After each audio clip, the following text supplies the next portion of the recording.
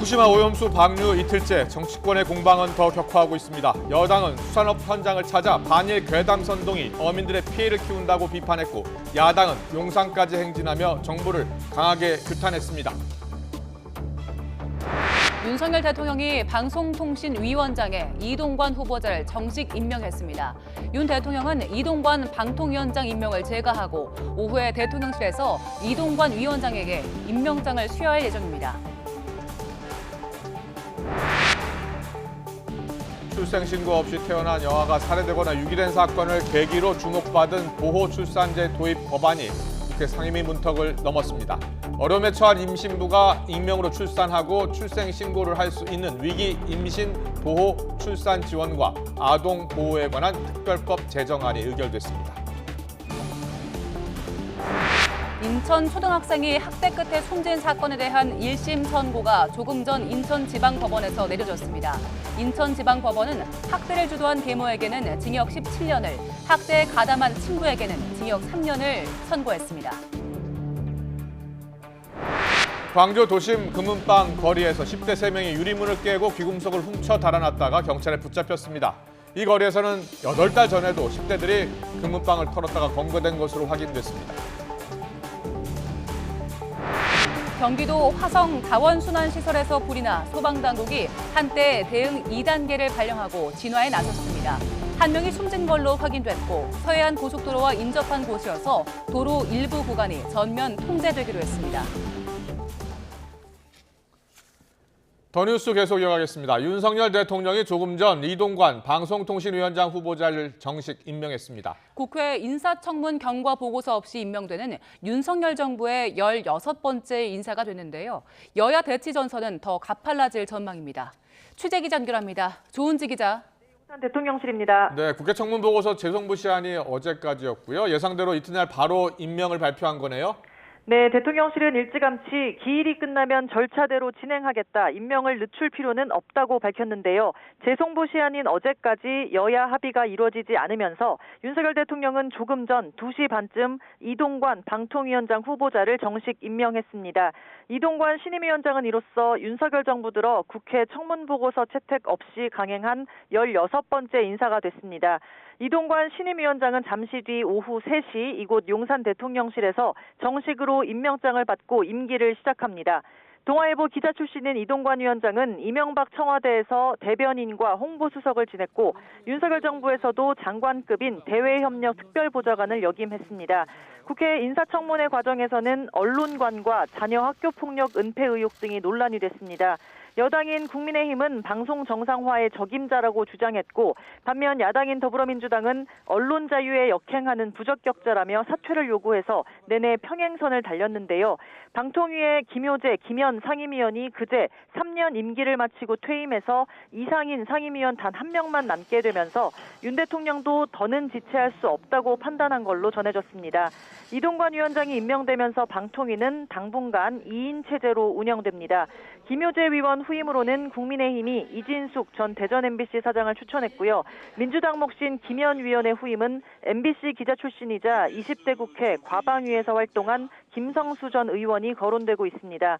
지난 3월 퇴임한 안형환 전 위원의 빈자리는 민주당에서 최민희 전 의원을 추천했지만 허위사실 유포로 공직선거법 유죄를 받은 이력으로 자격 시비가 불거진 상태입니다. 이처럼 방통위 인사를 둘러싼 파열음에 방송 정책도 대치 전선이 이어질 수밖에 없고요. 동시에 고위공직자의 청문회 때마다 거대 야당 민주당의 반대와 윤 대통령의 임명 강행이 반복되면서 정치 실종, 전국 냉각기도 당분간 계속될 걸로 보입니다. 지금까지 용산 대통령실에서 YTN 조은지입니다.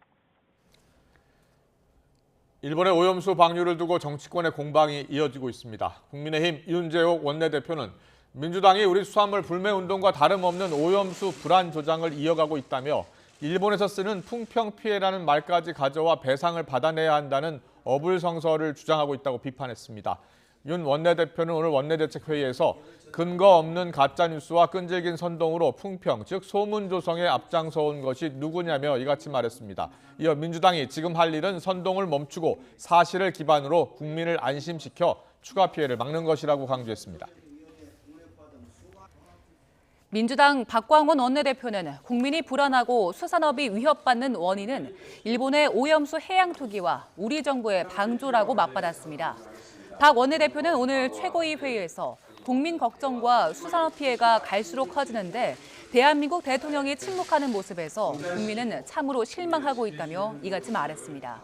이어 한덕수 국무총리가 국민을 가장 크게 위협하는 건 가짜뉴스, 허위 선동이라고 주장하며 책임을 야당과 국민에게 떠넘기는데 그야말로 가짜뉴스이자 허무맹랑한 선동이라고 지적했습니다. 유엔 안전보장이사회가 내일 북한의 군사정찰 위성 발사 시도와 관련해 공식 회의를 엽니다. 유엔 본부에 따르면 안보리는 한국 시각으로 내일 새벽 4시 미국 뉴욕 유엔 본부에서 비확산과 북한을 의제로 공식 회의를 열 예정입니다.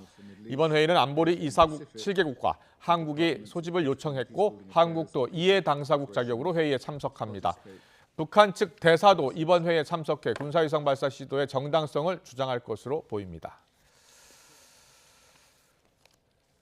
네, 경기 화성에 있는 자원순환시설에서 큰 불이 났다는 소식 뉴스 속보로 전해드렸는데요.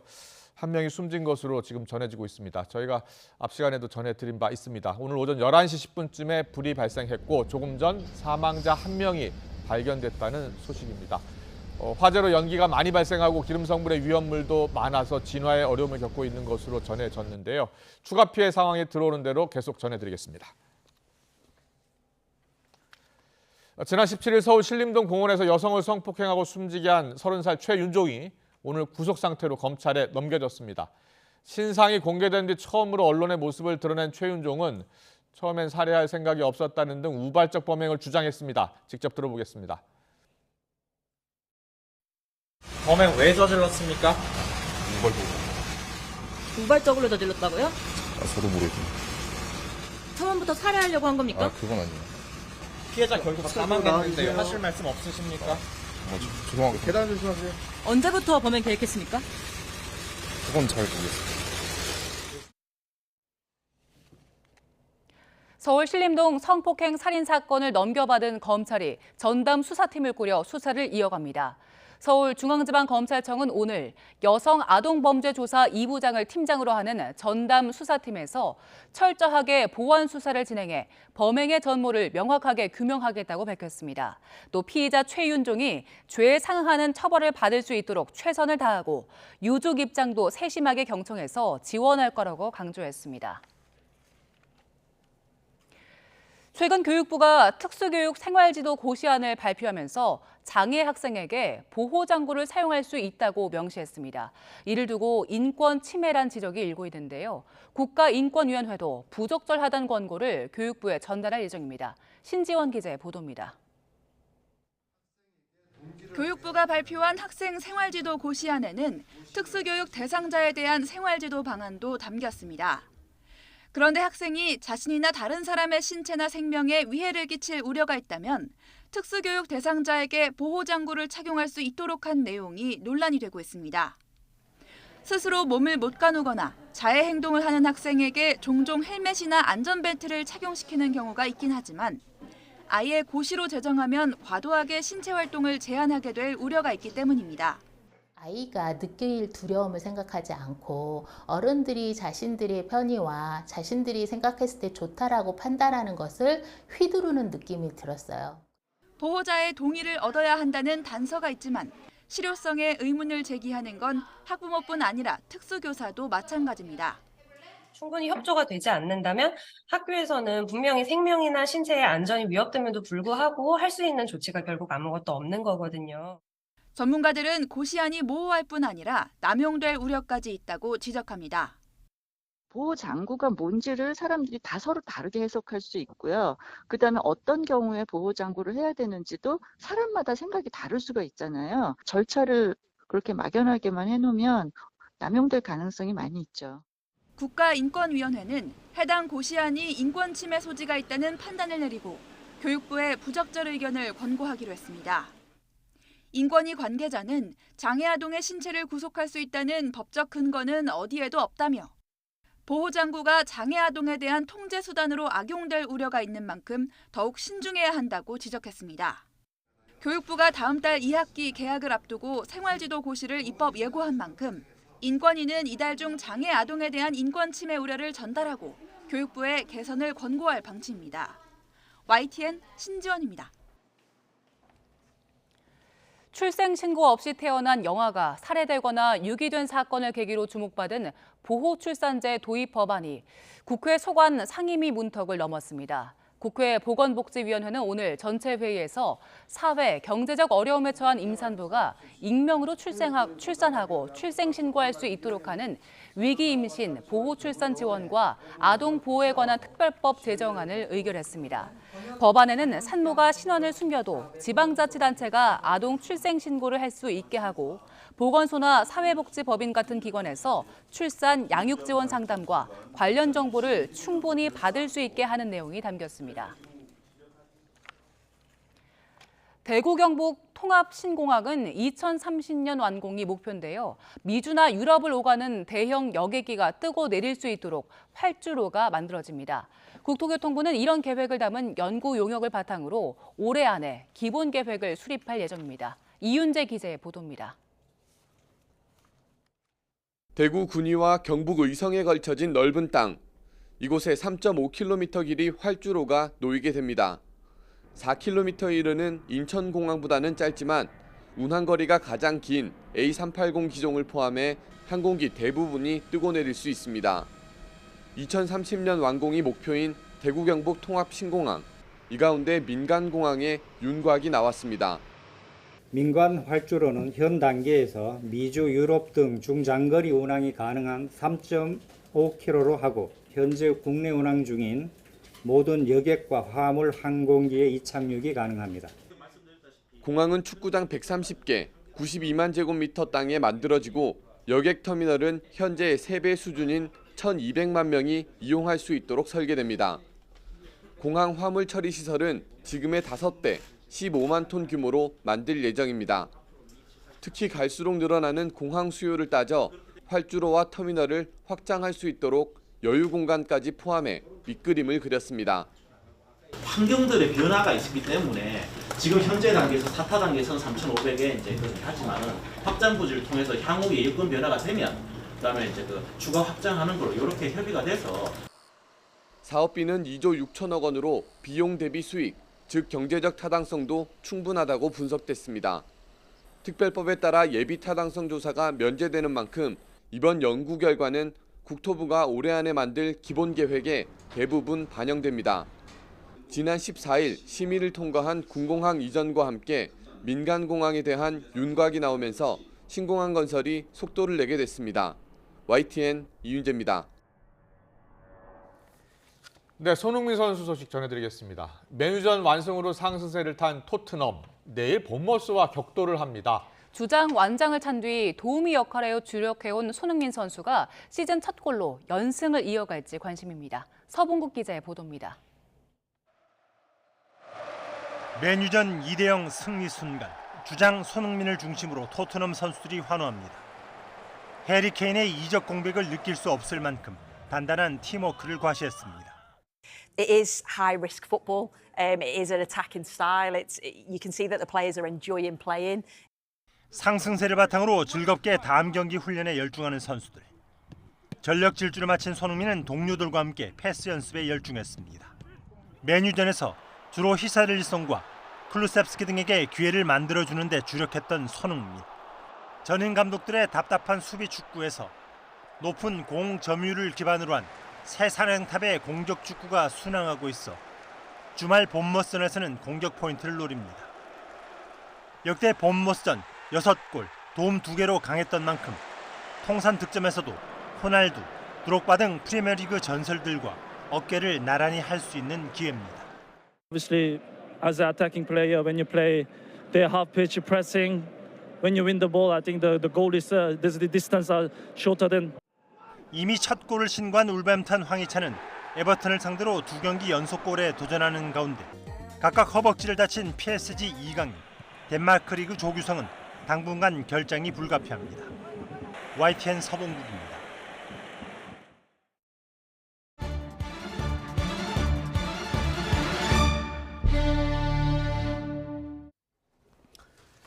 네, 신림동 성폭행 살인범 최윤종이 오늘 검찰에 구속 송치가 됐습니다. 피해자에 죄송하다면서도 우발적 범행이었다고 주장을 하고 있습니다. 네, 한편 전북 전주의 천변에서도 여성을 노린 범죄가 발생했습니다.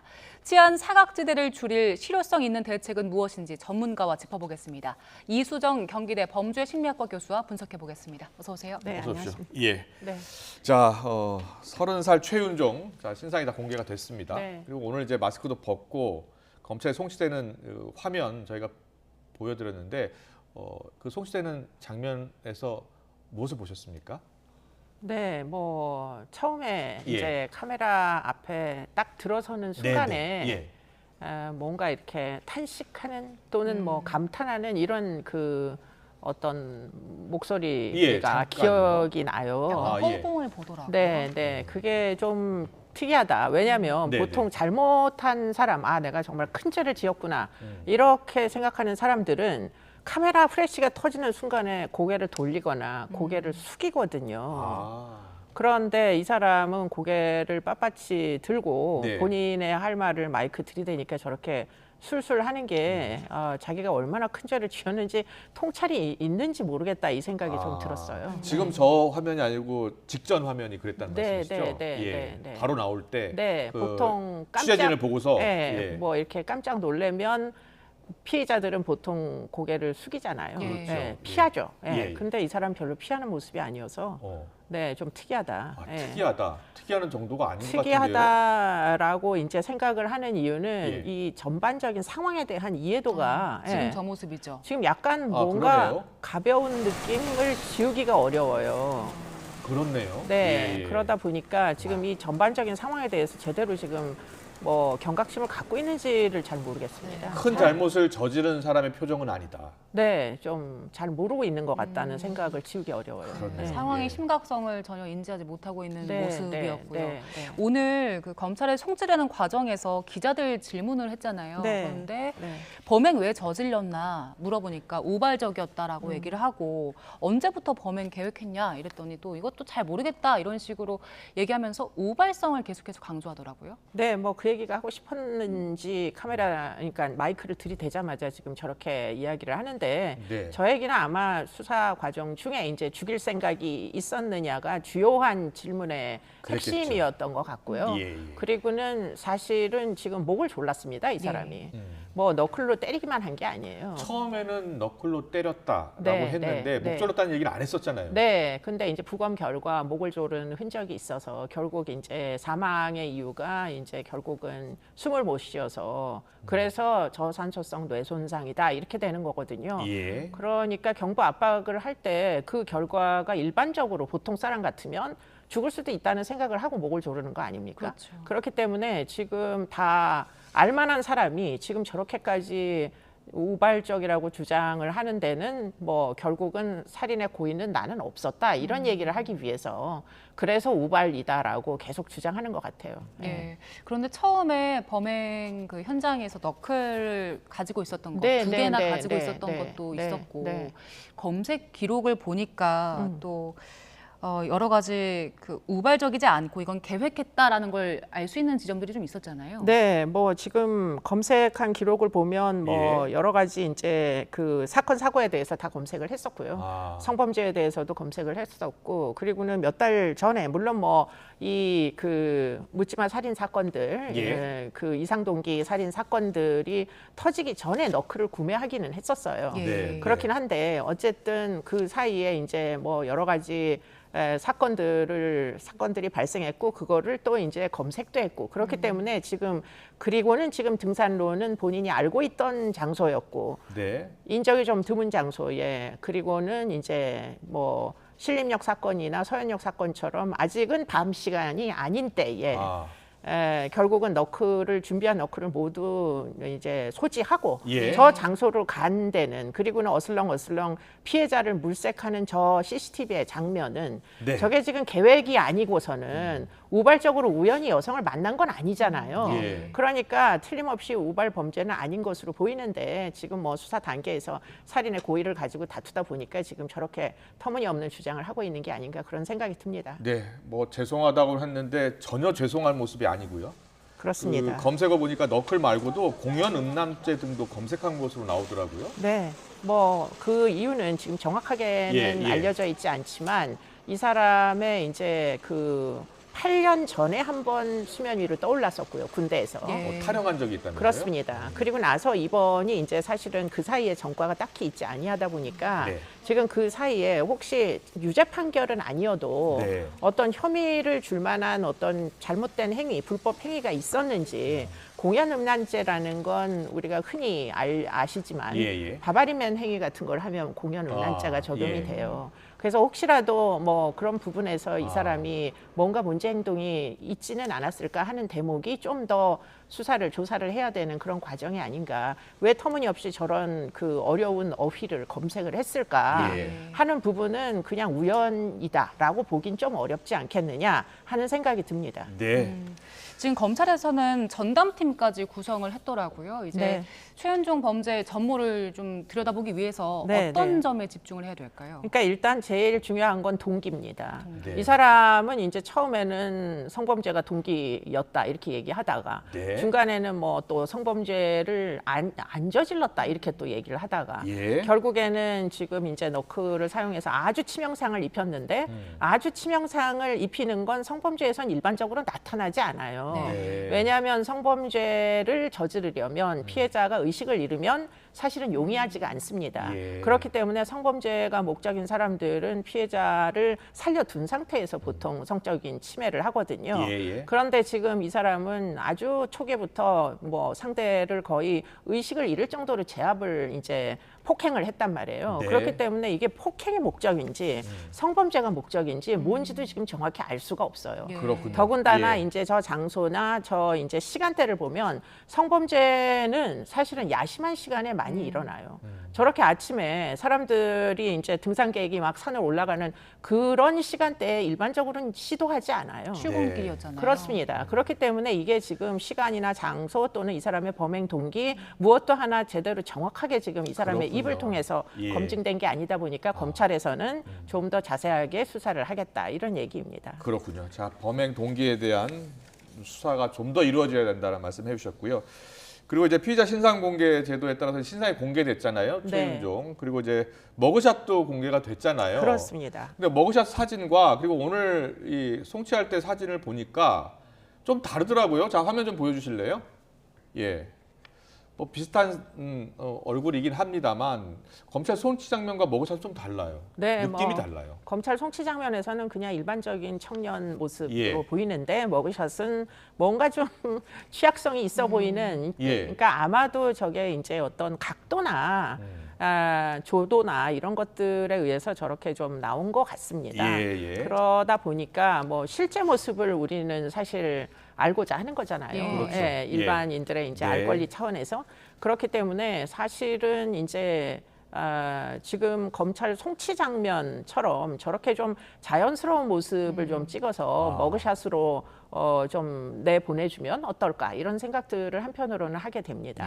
해외 머그샷 보면은 정면에서도 찍고 측면에서도 찍고 그렇게 하잖아요. 여러 측면에서 이제 여러 각도에서 찍어가지고 이 사람의 현재 모습이 어떤지 이런 것들을 언론에 보도를 합니다. 근데 우리 경우에는 아주 제한적으로만 지금 제한된 사람에게만 머그샷을 찍어서 공개를 할지 안 할지 또 따로 또 심사를 하기 때문에 지금 외국의 경우처럼 불법 행위를 하면 머그샷을 모두 찍고 그리고는 이제 대통령 그렇습니다. 뭐 다 공개를 하지 않습니까? 그렇기 때문에 심지어는 전직 대통령까지도 공개를 하는데 우리는 어떻게 이렇게 엄격하게 이제 신상 공개를 심사하는지 그 부분이 적합한지 고민을 좀 해봐야 될 때가 아닌가 싶습니다. 신상 공개 제도 특히 머그샷 공개 관련해서 지금 뭐 법안이 발의된 것으로 알고 있고요.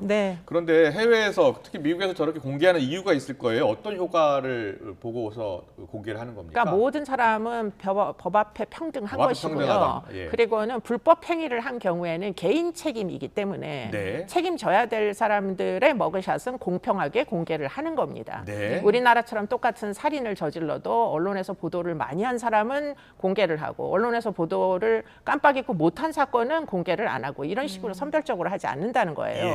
그렇기 때문에 지금 우리가 하고 있는 신상 공개의 절차가 이게 과연 정당한 것인지를 한 번쯤은 다시 살펴봐야 된다 이런 생각입니다. 그렇군요. 그리고요 여러 가지 효과 중에 재범 방지 효과 하고 또 국민 불안감을 잠재우는 효과 그리고 또 다른 범죄를 저질렀을 가능성 등도 효과를 볼 수 있다 이렇게 보던데요. 네, 뭐 지금 일단 공개가 되면 지금 제보가 이어지고 있잖아요. 사실 이 사람이 군대에서 총기를 가지고 탈영을 했던 사람인지 아닌 사람인지 어떻게 알겠어요.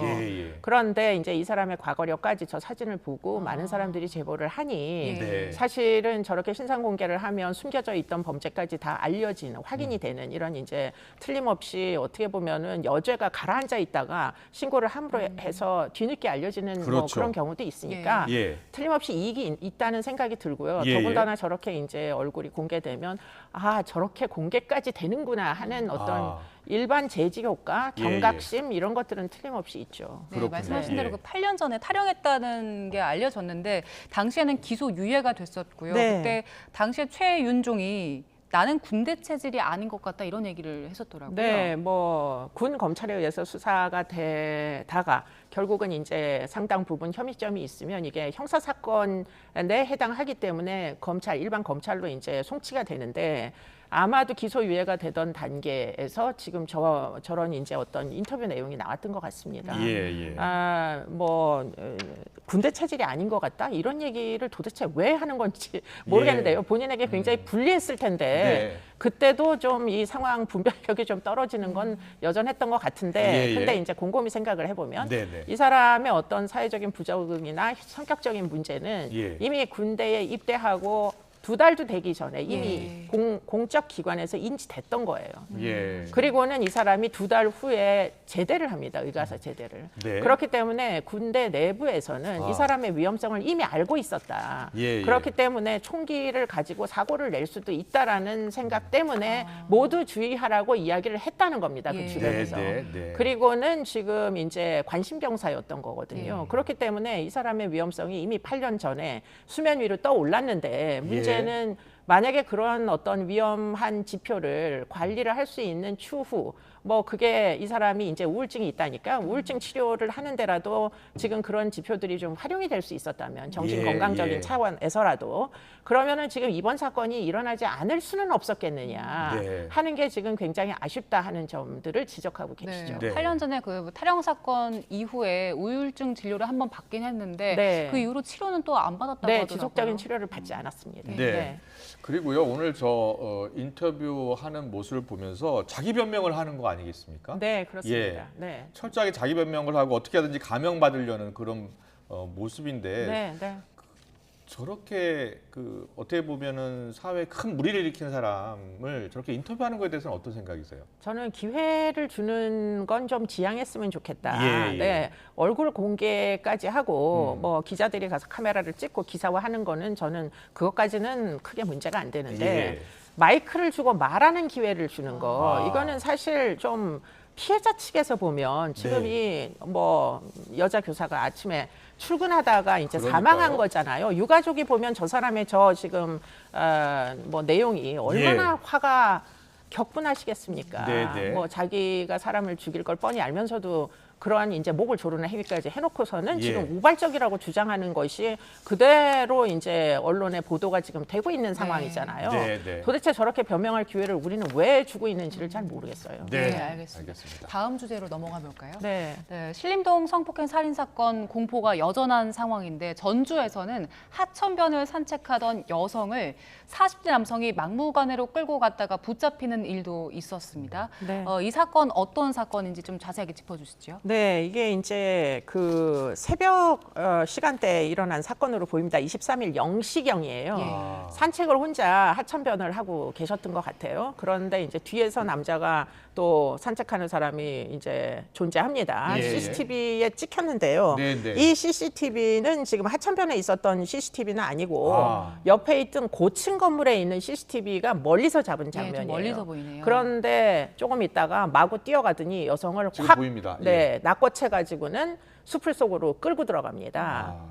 마치 사냥하듯이. 예. 네, 그래서 당시에 이제 초기에는 경찰이 이거를 신체적 접촉이 있었으므로 강제추행 혐의로다가 입건을 했는데 뭐 지금 죄명 변경하여 강간 미수로 아마 변경을 한 것으로 알고 있습니다. 자, 저 장면을 보니까요, 얼마나 무서웠을까요? 예. 네, 뭐 이루 말할 수 없이. 네. 그런데 주변에 CCTV가 없다는 점, 네. 다시 한번 주목을 해야 되고 전국에 있는 산책로 한번 더 점검해야 될 것 같고, 특히 지난번 출연하셔서 밤에 산책할 때는 꼭 2명 이상 가야 된다는 말씀 해주셨잖아요. 맞습니다. 네, 지금 저렇게 가로등도 없잖아요. 저 예, 하천변은. 저런 이제 하천변을 산책하실 때는 꼭 두 분 이상씩 네. 같이 다니시는 게 좋겠습니다. 네, 네. 일단 전주에서는 그 산책길에 조명을 좀 설치해서 치안 사각지대를 그러니까요. 줄이겠다 이런 예. 계획을 발표했는데 조명 설치한다고 좀 실효성이 있겠습니까? 근데 이제 뭐 범죄 예방 환경 설계 같은 경우에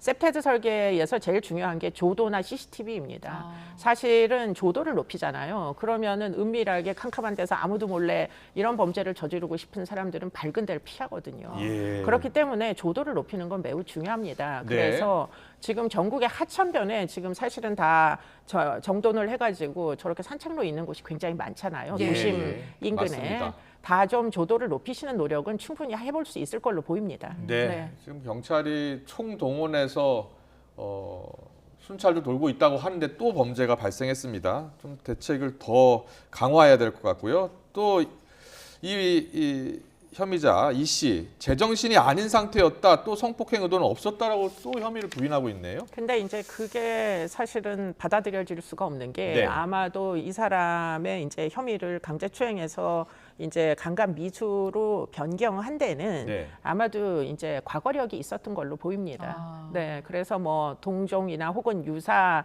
전력이 있기 때문에 아마 그걸 근거로 해서 이 사람의 저 당시의 행위에 대한 의도를 아마도 강간이었을 거다 이렇게 이제 혐의 변경을 한 것으로 보이고요. 예. 그리고는 뭐 그 외에도 이 사람이 그 전 전력에서 알려진 여러 가지 취약 요인들이 있어서 지금 그것들을 토대로 해서 지금 이번에 일어난 이런 정말 터무니없는 뭐 저런 공격 네. 행위 저 부분의 의도에 대해서 다시 수사를 하고 있는 중인 것으로 알고 있습니다. 예. 아니 우리 국민들 안전하게 산책할 우리 권리도 있고 그렇습니다. 그렇지 않습니까? 네, 맞습니다. 예. 네, 범죄자의 인권 보호가 지금 중요한 게 아니고 그렇습니다. 뭐 예. 일반인들의 정말 자유권이 제대로 이제 뭐 적용될 수 있게 좀 안전을 도모해 주셨으면 좋겠습니다. 네. 알겠습니다. 자, 이번에 다음 사건 짚어보겠습니다. 오늘 선고가 나왔는데요. 12살 의붓아들을 학대해서 살해한 혐의로 사형을 구형받은 계모 1심 선고 네. 내려졌습니다. 오늘 계모에게는 징역 17년 그리고 친부에게는 징역 3년이 내려졌는데요. 저희 영상 준비되어 있습니까? 네, 영상으로 보고 오겠습니다.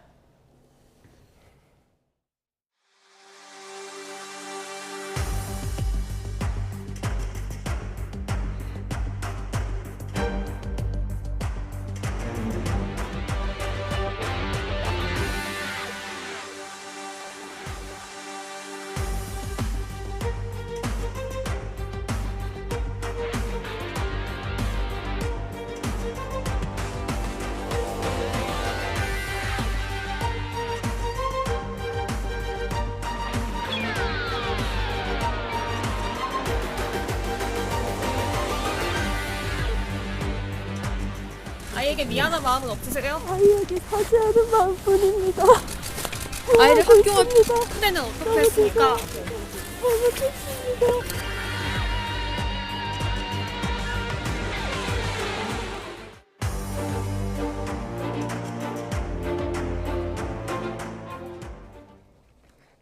네, 사실 검찰이 계모한테는 법정 최고형의 사형을 구형했었잖아요. 네. 근데 1심 선고는 17년이 나왔는데 어떤 이유가 있을까요? 아마도 지금 이제 아동 살해죄로 뭐 치사죄와 함께 이렇게 해서 이제 공소 제기를 한 것 같고요. 예. 그런데 결국에는 살해죄의 경우에는 이게 무기징역 또는 사형까지도 선고할 수가 있는 아주 심각한 이런 범죄로 취급이 됩니다. 예. 아동 학대 처벌법에 있는 죄명이고요. 그런데 그 부분 부분이 지금 인정이 안 된 것으로 보이고요. 예. 아마 선고될 때는 죄명을 치사죄를 적용을 한 것 같고 예. 치사죄의 경우에는 그래도 양형위원회에서 형량을 좀 높였습니다. 네네. 그래서 지금 2022년도부터는 형량이 높아져서 7년에서 15년 정도를 기본형으로 해서 네. 가중이 된 형태, 지금 17년이 나왔거든요. 예, 예. 그렇기 때문에 일부 가중을 한 것으로 보입니다. 그렇군요. 예. 친부는 10년을 구형했었는데 징역 3년 선고됐네요. 네, 친부에 대한 형량은 상당히 많이 줄어들어서 이유는 이제 아동학대 처벌법이 아니라 대신에 아동복지법을 적용해서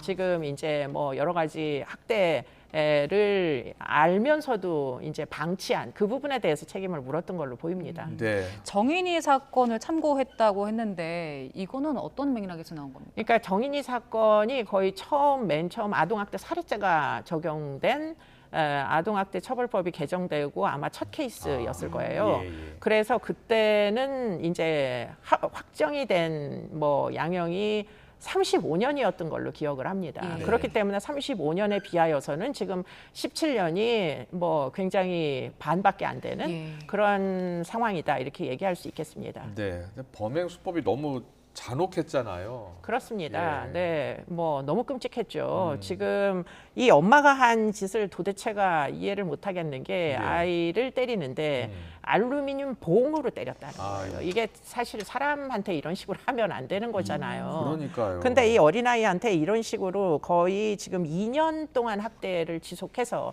지금 잘 걷지도 못하죠. 저 아이가 학대 끝에 어떻게 됐느냐. 결국에는 10kg가 빠질 정도로 2년 동안 학대를 받은 겁니다. 네. 지금 걷기도 힘들 정도로 아주 뭐 몸무게가 29kg 그런 상태로 지금 아주 끔찍한 상황이었는데요. 온몸에 멍이 있었고 아이가 2달 넘게 장기 결석을 한 흔적이 있어서 당시에 논쟁이 됐던 건 학교를 나가지 않는데 왜 그러면 아이를 제대로 찾지 않느냐 하는 부분도 논쟁이 되었었죠. 자, 네. 저렇게 돌아다니고 있는 그 모습, 아이를. 네, 네, 아이를 네, 다 네, 잡혔잖아요. 네, 근데 네, 주변에서 조금만 더 관심을 가졌다면 그렇습니다. 확인할 수 있었을 텐데 멍든 자국이 엄청나게 많았었다면서요. 엄청나게 많았었죠. 예. 목에도 있고 이러니까 이제 결국은 그래서 신고가 된 거예요. 밖으로 보인 이제 그런 멍투성이 몸 때문에. 그런데 이제 이 사람은 왜 그러면 이렇게까지 학대를 했느냐? 성경을 필사를 시켰는데 이게 성경을 지금 필사시켰다고요? 네, 성경을 필사시켰는데 애가 제대로 쓰지를 않아서 학대를 하게 된 경위다 이렇게 설명을 했다는 거예요. 도대체가 이게 지금 아이를 야단 훈계를 해야 될 그 아무리 훈계라고 쳐도 네. 그 이후로 성경을 필사를 제대로 안 한다는 게 이게 이유가 될 수가 있는 건지를 잘 모르겠는데 네. 그런 터무니없는 지금 이야기를 하는데도 17년밖에 안 나온 게 네. 이게 지금 좀 적절한지는 잘 모르겠어요. 왜냐하면 마지막 예. 순간에 네. 의자에다가 이렇게 멍투성이인 제대로 걷지도 못하는 아이를 묶어놨어요. 16시간 네, 동안 묶어놨다고 커튼 하죠. 끈으로 묶어놨어요. 묶어놓으면은 혈액순환이 안 돼서 당연히 쇼크가 옵니다. 정신을 잃어요. 그렇기 때문에 이러다가 죽을 수도 있겠구나라는 생각을 아마 합리적인 사고를 하는 인간 같으면은 충분히 추정했을 겁니다. 이러다 정말 큰일 나지. 이런 생각을 아마 했을 거예요. 근데 지금 살인의 고의, 미필적 고의도 인정이 안 된 판결입니다. 네, 이제 1심 판결이니까요. 네. 2심에서 또 봐야 될 것 같은데 친부 있지 않습니까? 네.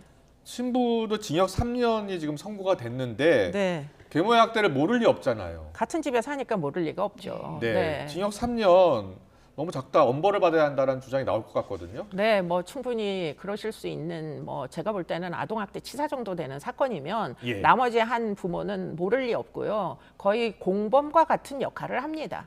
알면서도 눈을 감고 또는 뭐 본인도 덩달아 같이 소리를 지르면서 뭐 언어적으로 또는 정서적으로 학대를 한다거나 이런 식으로 적극적으로 개입을 안 하면은 방치가 돼서 목숨을 잃기는 어려워요.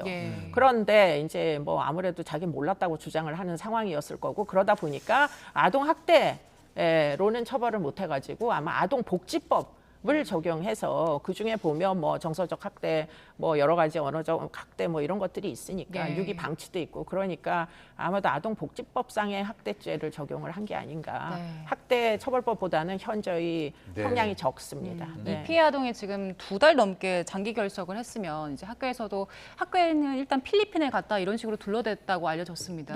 학교에서도 뭔가 좀 이렇게 오랫동안 학교에 안 나오는 학생들 조금 더 세심하게 관심을 기울여야 할 것 같아요. 그렇죠. 학대하는 부모들은 거짓말을 언제나 합니다. 그렇기 때문에 아이가 밑도 끝도 없이 선생님에게 직접 이야기를 하지 않는 이유로 결석을 하는 경우에는 선생님들은 꼭 확인을 해주실 필요가 있어요. 네, 알겠습니다. 오늘 사건 사고 그리고 또 범죄인들의 심리까지 자세히 분석을 해봤습니다. 이수정 경기대 범죄심리학과 교수와 함께했습니다. 잘 들었습니다. 맞습니다.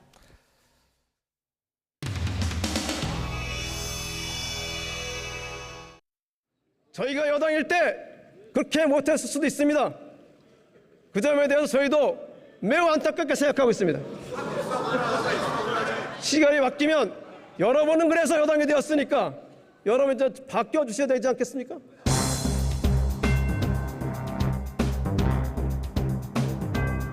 이 검찰 출석 통보에 대해서 한마디만 좀. 2년 동안 수사했다면서 아직 준비가 안 됐다고 하는 게 도저히 납득이 안 됩니다. 30일 나가실 생각은 있으신가요? 말씀드린 것처럼 다음 주에는 일정상 도저히 제가 그렇게 시간을 내기가 어렵습니다.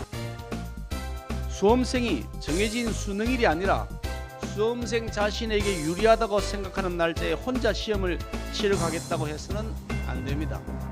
심각한 범죄 혐의로 검찰 조사를 받는 것이지 나들이 소풍가고 있는 것이 아닙니다.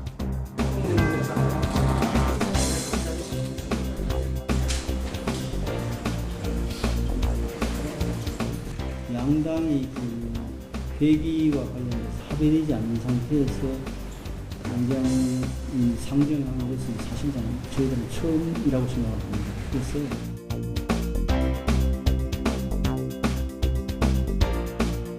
의석을 차지한 다수당이라고 예외일 수는 없습니다.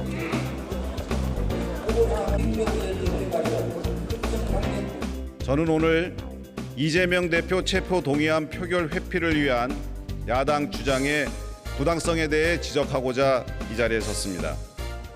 체포 동의안 표결을 피하려는 꼼수이자 이후 이를 부결시키기 위한 명분 쌓기에 불과합니다.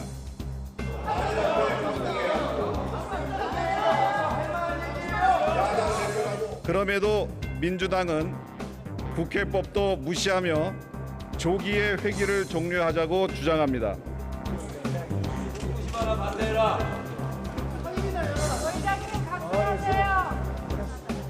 지금의 정황을 보면 과연 국회가 제대로 역할을 하고 있는지 의심스럽습니다. 우리 국민의힘 의원 여러분, 이거 좀 제가 구체적으로 성함을 거명하기가 좀 그런데요. 또 우리 최승재 의원님 앞에서 발언할 때 좀 조용해 주시기 부탁드리겠습니다.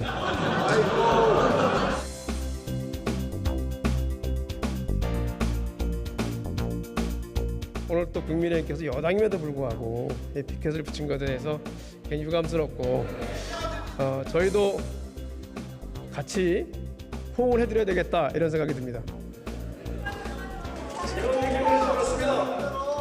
저희들이 이 점에 대해서 심각하게 생각해 주시기 부탁드리겠습니다.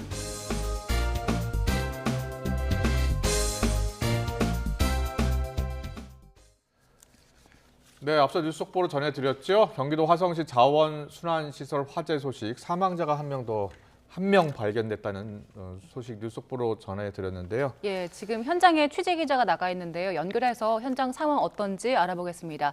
윤태인 기자. 네, 저는 경기 화성시 향남읍 자원순환시설에 나와 있습니다. 네, 화재 규모가 얼마나 컸습니까? 네, 저는 불이 난 시설에서 300m 정도 떨어진 곳에 있습니다. 지금은 큰 불은 잡힌 상황인데요. 제 뒤로는 아직도 검은 연기가 올라오고 있습니다. 경기 화성시 향나무베에 있는 자원순환시설에서 불이 난 건 오늘 오전 11시 10분쯤입니다. 건물 4개 동 정도가 불길에 휩싸이며 큰 불이 일었습니다. 화재 원인으로는 업체에서 폐수 저장 탱크를 수리하는 과정에서 불이 붙은 것으로 보이는데요. 건물 밖 야적장에서 시작된 불이 건물로 옮겨붙고 불길이 더 거세지면서 피해 규모가 커졌습니다. 현재 소방당국은 관할 소방서와 인접 소방서의 인력과 장비를 총동원하는 대응 2단계를 발령했었는데 낮 1시 반쯤 대응 1단계로 하향했고 오후 2시 40분쯤 대응 단계를 해제했습니다.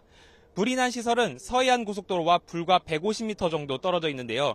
정오쯤부터 불이 난 시설과 인접한 서평택분기점과 바란나들목 사이 서해안선 일부 구간에서 차량 통행이 한때 전면 통제됐었는데 지금은 양방향에서 통제가 풀린 상황입니다. 네, 그리고 현장에서 사망자도 한 명 발견됐죠? 네, 그렇습니다. 소방당국은 오후 2시 40분쯤 사망자 1명을 발견했는데요. 신원은 아직 명확하게 파악되진 않았습니다만 불에 탄 채 발견된 사망자는 50대 남성으로 추정된다고 밝혔습니다. 화재로 연기가 많이 발생하고 현장에 폐기물도 쌓여서 화재 진화에 어려움을 겪고 있는 것으로 전해졌습니다. 지금까지 경기 화성시 향남읍 자원순환시설에서 YTN 윤태인입니다. 비가 그치니 어김없이 무더위가 찾아왔습니다. 오늘 오전 10시를 기해 전남과 충남에 이어서 그 밖에 중부 내륙과 영남 곳곳으로 폭염특보가 확대됐는데요. 현재 경남 의령은 33.8도까지 오르는 등 남부지방을 중심으로 기온이 크게 올랐고요. 서울도 29.9도로 예년보다 더운 날씨를 보이고 있습니다. 이번 주말과 휴일에도 무더위는 계속되니까요. 야외 활동 시에는 더위 대비 잘 해주시기 바랍니다. 내일은 비 소식 없이 전국이 대체로 맑겠습니다. 하지만 강한 볕차에 자외선 지수가 매우 높게 치솟겠고요. 오후부터는 대부분 지역의 오존 농도도 높게 나타나겠습니다. 자외선 차단과 함께 호흡기 건강에도 신경 써주시기 바랍니다. 내일 아침 기온은 서울과 대구 22도, 광주는 21도로 오늘과 비슷하거나 조금 낮겠습니다. 낮 기온은 서울 30도, 대전 31도, 대구는 32도까지 오르는 등 오늘과 비슷하거나 조금 더 덥겠습니다. 휴일에는 동풍의 영향으로 동쪽 지방에 가끔 비가 내리겠고요. 다음 주 초반 전국에 비가 내리며 막바지 더위는 누그러지겠습니다. 다만 이번에도 강한 비가 예고된 만큼 대비해 주시기 바랍니다. 지금까지 날씨 정보였습니다.